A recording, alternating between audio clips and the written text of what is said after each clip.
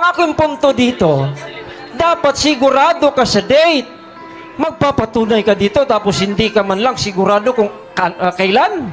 Ay mahirap po na paniwalaan po yan, mga kaibigan. Ito po, Pope Damaso. Ayan o, namatay o. Naipanganak 304. Namatay 384 December 11. Tapos nag-compile pa. Nabuhay si Damaso. Nag-compile siya, mga kapatid. Nadinig po ninyo.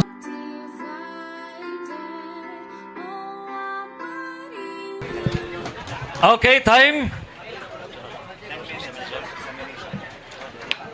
Not a modified form of debate. Gwapo ni. Kay supposedly abnormal, rebuttal then rebuttal. Do not ay mura ni siya og nigo una, nigo, tahop. Pag umanog tahop, ayagan, giayag. So karon niya nata sa second round, pag-ayag yun sa issue for issue. So grabe na no? Grabe. Ayag yun. So, we have to give another 10 minutes para sa cross-examination sa ikaduhang pag-ayag sa mga argumento para magawas gayod ang kamaturan. John 8:32, the truth will set us free. Ayag! Negative side, Pastor Ray Ann Fuentes. Alright, salamat Mr. Moderator. Una na kong pangutana. Kaya nga akong nadungog sa imong rebuttal, Padre, list, nag-coin, nag-recognize. Pangutana, kaning list ba og compile parehas, dili? Okay, salamat. So, ang compilation ay Parehas i-define og natin. dili. Parehas og dili. Objection, Mr. Different. Moderator. Mr. Moderator, Objection different. po. Different. Yes or no po? Parehas o dili? Okay, yes or no Different natin? Yes or no? The question is, parihas or dili? Okay, parehas or dili lang, Padre? No. No. Una, compilation gathered the inspired books. Canon is to measuring rod. So, ang pag-list, official listing po yan. Related lang sila pero may kaibahan. So, yung official listing ay maraming nag-contribute. At inaamin mo sa mga pahayag mo, mga church fathers namin ang nag-contribute. At naging buo yan officially sa 405 ni Pope Damaso. Hindi po ni Pope Martin Luther. Okay. Sabi mo na official yan sa 405 ni Pope Damaso. Paninindigan mo ba ang sagot mo na ang official compilation ay noong 405 AD? Paninindigan mo, yes or no? So, panindigan natin dahil yan ang sinasabi natin. Okay. Official, the present list of 27 canonical New Testament books followed by all major Christian sects had appeared by the year 367 BC. It was declared officially in the year 405 AD. Collier's Faith Defender, Collier's Encyclopedia, page... Sige lang, okay lang yan. Okay lang. Page 117 po. Okay, so, gusto nating marinig, katotohanan po, Padre, ang gusto ko po marinig. Ito ang tanong ating klaruhin. So, meron ka bang isang date na sasabihin or maraming date? So, gusto ko po, ang tanong ko po, kailan ba talaga officially na-compiled ang buong Biblia sa tema mo? Kailan po? Kailan? Maraming dates or isang date? Kung may isang date, pangalanan or... Sige po. Ang official, 405. Nandito, binabasa ko kanina. Makinig ka, kapatid. It was declared officially in the year 405. Pero, ang mga non-official, inaamin dito, merong mga church fathers. And then officially, by the Pope, ang unang Santo Papa nag-declare nito, si Papa Damaso po. Okay. So ito po 405. Yan po sa kung hindi ako nagkakamali, sigurado po akong that is 5th century. So ito po, ang video mo, mga kapuntos, sa pamagitan ni Pope Damaso. Ginagather niya ang mga scriptures na nagkahiwa-hiwalay po. At yung ginagather niya ng mga holy scriptures ay tinatawag naman ni Papa Cyril at kapuntos. Ito po ang ating panglilinaw. Anong tanong mo? Panglilinaw kung sino po ba ang nag-compile nito. Dahil ang mga scriptures ay hiwa-hiwalay po yan. Hindi pa yan buo. Sino ba? okay, pwede i-play natin o hindi na? I-quote mo na ako. Ha? I-quote mo na lang ako para hindi maubos i-quote. po yun. Period to ask. Thank you. I-quote ko na lang, Mr. Moderator, para ano. Mitapos na ang period sa pagpangutana, proceed to the next. Unang-una, You have to question. answer. Next question po. Okay. Premise po, Pero bago ka ano? i-quote mo na lang ako para makasave ikot ko ka na lang, ng ikot ko time. lang. Tama. So, ayon po dito, i-ano ko po, first video po ito, dalawang video. Adre po, ang yung pagtuturo. Sabi mo, 405 doon sa isang video. Ngayon, 405 din. Etong ipi-play ko, yan po sinabi mo dyan, 3rd century. Ang tanong. Sigurado po ba kayo na ang final answer mo ay 5th century? Yes or no? So binabasa ko na ang reference. Hindi mo na yan Yes or no po? dapat. Yes or no po? Hindi ka nakinig. Yes or no? Yes or no po? Yes or no, Mr. Moderator? No. Please. Hindi ka nakinig. Makinig ka naman, no? Sa Collier's Encyclopedia, the present Hindi list. Bro, ay isa po. Objection po ako eh. Nagtubag pa ko. Okay. Objection po eh. Sabi ko, There no. is a question and listen to the answer. Proceed with the question, with the answer. Naubos na yung, nakuha ko na yung punto mo, kapatid. Paminaw, makinig ka sa Sige, sagot ko. Please.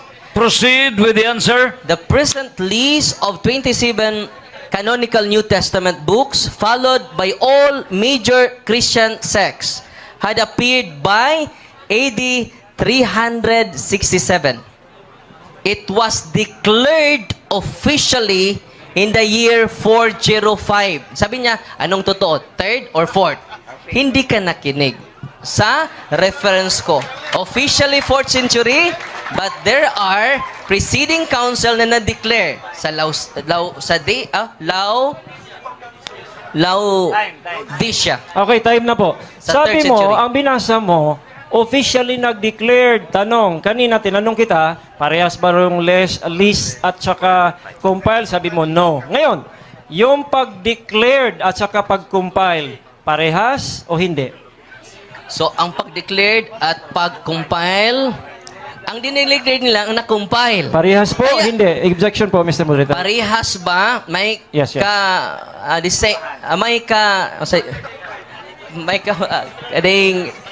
pari-pariha pero may kalainan. So, ang nag-declare, ang authority. Ang gi-declare, ang official list. The sacred scriptures. At hindi mo magagamit yan dahil maraming konsilyo, hindi lang isang obispo, hindi lang isang santo papa. Binasa ko na kanina, makinig ka talaga para maunawaan mo. It is attested, it is approved by Council of the Catholic Church and by popes of the Catholic Church. Okay. So, susundan ko po yung sagot mo, ha, Padre, ha? Sabi mo, 405 official po nag-declare si Pope Damasus. Tama? Yes, yes. Okay. Ngayon, tanong. Kailan po ba namatay si Pope Damasus? Oh, irrelevant, Mr. Moderator.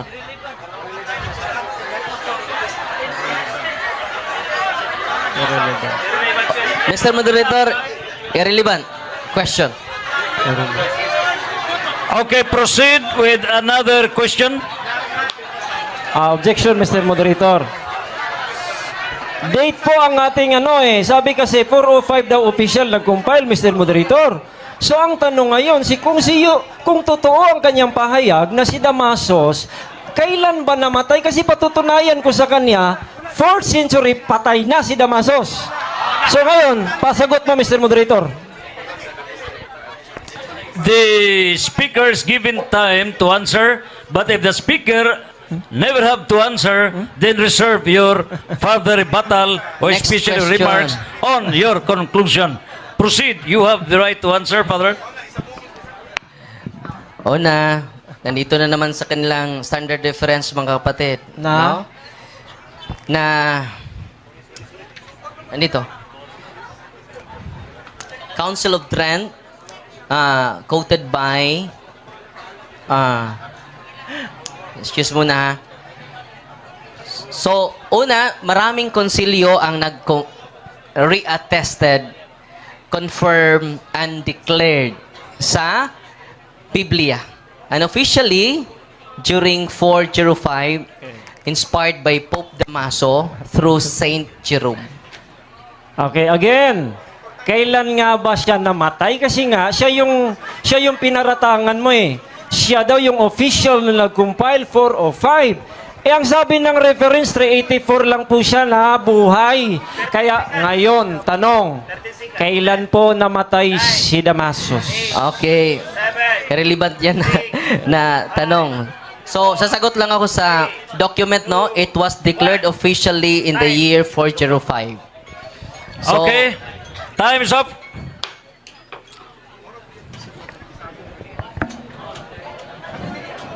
And the negative side. Ang negative side, human siya may latigo. Sa affirmative side, sa ikaduhang hugna, mo pabarog na usab sa iyahang halawom nga mga pagpanugkad. Atong hatagan o laing napulo ka minuto for his rebuttal. And after this, we'll have the cross-examination from the affirmative side. Let's give the floor to Pastor Ray Ann Fuentes for 10 minutes. Okay, 10 minutes, start. Okay, una ha, ang kanyang rebuttal, makinig po kayong mabuti. Rebuttal po niya, listing. Sabi ko, parehas ba ang compile at list? Sabi niya, no. Rebuttal niya, listing. Pero hindi parehas sa tema niya. Number 2, ang rebuttal niya, nag-recognition. Tapos sabi pa, nag-coin ng Old Testament. Hindi po yan ipakita nga natin ulit yung compile. Teka ha, bago ko ipakita yung compile, ulitin natin kasi nagkasundo kami kung ano pong ibig sabihin ng compilation. Gather together, hindi po listing. Hindi po pagtawag ng Old and New Testament, hindi ho. Tapos meron na siyang nabanggit. Okay, hindi ko lang natanong Na again, si Martin Luther, wala po sa tema. Si Martin Luther po, Lutheran Baptist po ang katapat niya ngayon. Hindi po namin napatutunayan ko. Next time. Next time, through church tayo, makikita nyo, hindi si Martin Luther ang ama ng Baptist. Sige. Ito. Ito po Asan? Yung video. Okay, ito po, Padre Ito. Maraming salamat kapatid at kapuntos. Ito po ang ating paglilinaw kung sino po ba ang nag-compile nito. Dahil ang mga scriptures ay hiwa-hiwalay po yan. Hindi pa yan buo. Sino ba ang bumuo nito at nag-gather nito? Sa taong 3rd century, mga kapuntos, sa pamagitan ni Pope Damaso.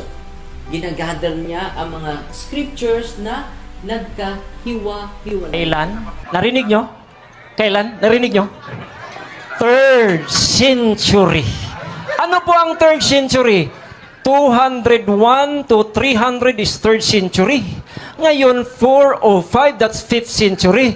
Ano ba talaga, kuya? Ano ba talaga? Paniwalaan ba ninyo yung nagtuturo ninyo ni hindi niya alam, hindi niya sigurado anong time na compiled? Alam po ninyo, yung Council of Rome ni Damaso, that is 382, Padre. That is 4th century. Yun dapat ang patunayan mo, 4th, kasi 382. Namatay na si Damaso O ito Play. Nimbaw ba ka, Brad? Kinsay nag-compile sa Biblia? Si Papa Damaso sa tuig 405. Yan naman. Hindi ho ako nagsabi sa inyo. Yung isa 3rd century, yung isa 405. Ano ba talaga, kuya? Sigurado ka ba? Bakit hindi ka sigurado sa time mo, sa timeline? And I want you to know, namatay na si Damaso. 384 lamang po, namatay si Damaso. Ayan o. 3, naipanganak po siya, 304 hanggang 84. Damaso 1, naging 366 siya na Pope. Patay na siya sa 405. Ngayon ha? Ngayon. Tingnan niyo po yung 405. Yung 405 po, yan po ang pagkatapos na translation ni Jerome. Ba't hindi niya alam? Hindi siya nag-aaral? O hindi niya nakuha ang buong references? Tingnan niyo po. Kailan natapos Jerome? Hey, hello Jerome. Kailan po ba natapos? Ayan o. Eto o. Ayan. 382 ang sabi ng Catholic Encyclopedia o. 382. Ang aking punto dito, dapat sigurado ka sa date. Magpapatunay ka dito tapos hindi ka man lang sigurado kung kailan. Ay mahirap po na paniwalaan po yan, mga kaibigan. Ito po, Pope Damaso. Ayan o, namatay o.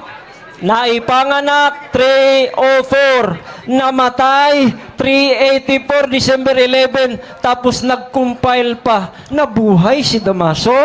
Nag-compile siya, mga kapatid. Nadinig po ninyo? Sorry ho. Gusto kasi ng Baptist katotohanan. Katotohanan. Hindi po kami yung kasinungalingan. Dahil kami po naghahanap ng katotohanan. Yan po, nasa mata nyo katotohanan. Ang kanya, wala nyo na, hindi nyo nakita eh. Sa akin, kitang-kita. Namatay 384. Nag-compile 405. Ay, nako. Ano ba? Who is Jerome? Sino si Jerome? New Catholic Encyclopedia, page 489. Ano po ang sabi niya? Si Jerome po, ayun po, ano pong sinabi? Okay, dito tayo. Sino si Jerome?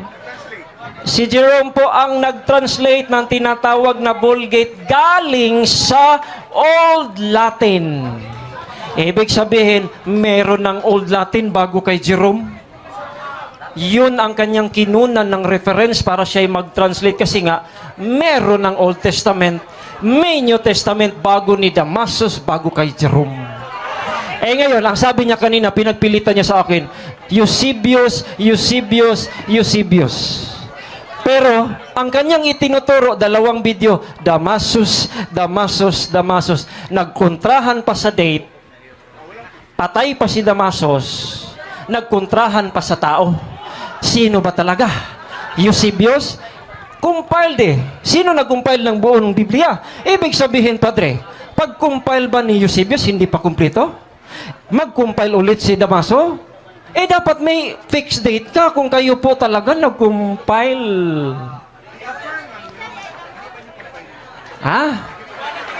Okay.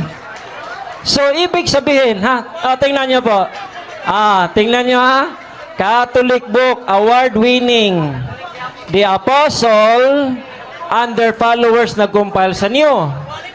Sino ngayon ang Old Latin? Tingnan natin si Old Latin. Old Latin, nauna sa kay Jerome. Okay? Nauna sa kay Jerome. Ano pong sabi ng reference natin? 10. Translations of biblical texts, both Old and New Testament, that preceded the Vulgate. Nauna pa sa Vulgate ni Jerome. Old and New Testament yan. Sino nga ba ang nag-compile nun?